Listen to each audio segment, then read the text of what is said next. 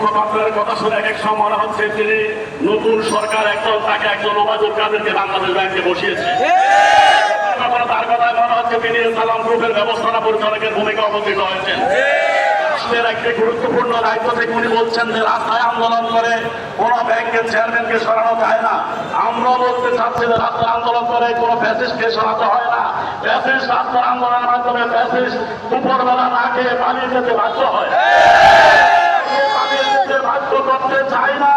আমরা চাই যে যদি তিনি ব্যক্তিত্ববান হন, রুচিশীল ব্যক্তি হন, তিনি এই জনদাবির প্রতি আকৃষ্ট হয়ে তিনি এখান থেকে পদত্যাগ করে তিনি ইসলামী ব্যাংকে তার আগের সমূহ ধারায় ফিরে যেতে সহায়তা করবেন, এটা আমাদের প্রত্যাশা।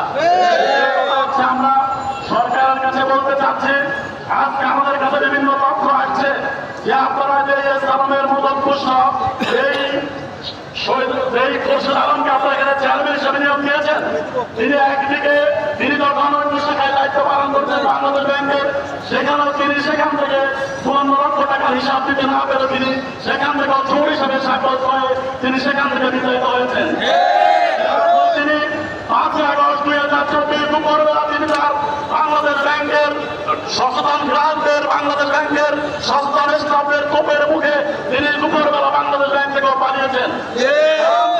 তার অতীতের ইতিহাস হচ্ছে চুরির ইতিহাস, তার ইতিহাস হচ্ছে লম্পটের ইতিহাস। হয়েছে তার মামলায় জরিমানা হয়েছে। গতকাল বাংলাদেশ ব্যাংক নির্লজ্জভাবে বলছে যে তিনি ঋণ খেলাপি না, তার স্ত্রী ঋণ খেলাপি। বাংলাদেশ ব্যাংক তার মানে কি তার স্ত্রী ঋণ খেলাপি?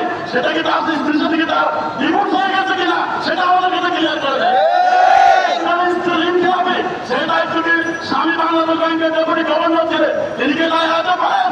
আজকে আমরা দেখতে পাচ্ছি আমরা সরকারকে সর্বশেষ এই কথা বলে শেষ করতে চাই, বিগত দিনে ওবায়দুল কাদের কোটা বিরোধী আন্দোলনে একটি কুঙ্কু আন্দোলনকে তুচ্ছতা ছিল করতে গিয়ে একটি রাষ্ট্রকে, একটি সরকারকে, একটি বাংলাদেশকে বিপদে ফেলে পালিয়েছিল। আজকে আমরা দেখতে পাচ্ছি ওবায়দুল কাদের উত্তরসূরিরা একটি বা ইসলামী ব্যাংকের একজন চেয়ারম্যানের মতো, যেটা একটি